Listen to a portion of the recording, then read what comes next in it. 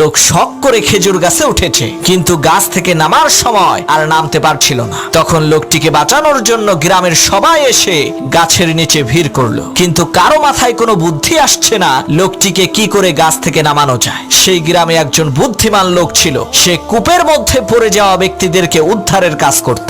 সেই বুদ্ধিমান লোক সেখানে এসে একটি রশি খেজুর গাছের মাথায় ছুঁড়ে মারলেন এবং খেজুর গাছের আগায় বসে থাকা সেই লোকটিকে রশিটি ধরে মাজায় বেঁধে ফেলতে বললেন, আর রশির অপর প্রান্তে কয়েকজন লোককে ধরতে বললেন।